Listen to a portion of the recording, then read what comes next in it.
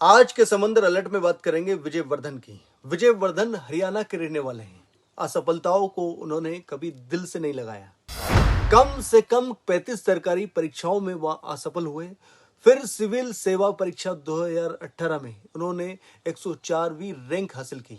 उन्हें IPS appoint किया गया था, लेकिन वहां इससे खुश नहीं हुए। विजय वर्धन ने दिखाया है कि किसी की सफलता उसकी असफलताओं से तय नहीं होती। गलतियां करना सफलता के मंत्र का एक हिस्सा है, लेकिन यह भी उतना ही महत्वपूर्ण है कि आप अपनी गलतियों को जस्टिफाई नहीं करें। बजाय इसके यहां पता लगाने की कोशिश करें कि नतीजे आपकी अपेक्षा के अनुसार क्यों नहीं आए। विजय 35 सरकारी परीक्षाओं में असफल हुए, लेकिन ये उनकी नाकामियां उनका हौसला रत्ती भर भी डिगा नहीं पाई। उन्होंने कलेक्ट्री का इम्तिहान पास करके ही दम लिया। उनकी कहानी लाखों लोगों को प्रेरित करती है। आइए समंदर अलर्ट में उनके बारे में जानते हैं। असफलताओं को स्वीकार करके उनसे आगे बढ़ने पर फोकस करें। अगर आप लगन और ईमानदारी से काम करोगे या काम करेंगे तो जरूर आपको सफलता मिलेगी।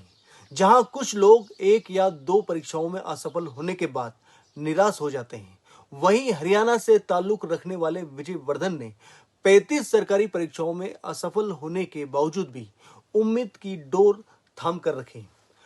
वहां सरकारी नौकरियों की परीक्षाओं में बार बार असफल हुए, लेकिन हार नहीं मानी।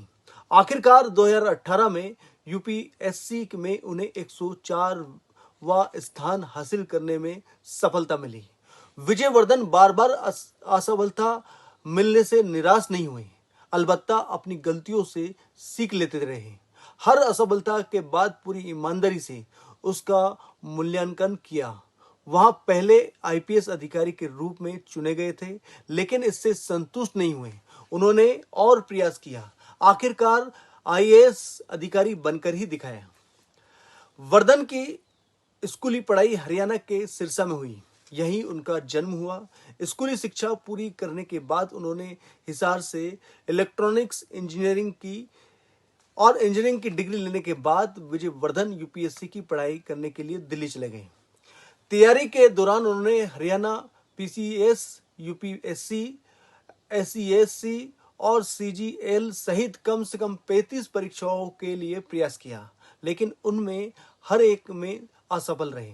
लेकिन उन्होंने संघर्ष जारी रखा। विजय वर्धन ने 2014 में पहली बार यूपीएससी परीक्षा के लिए अटेम्प्ट दिया था, हालांकि वह असफल रहे थे।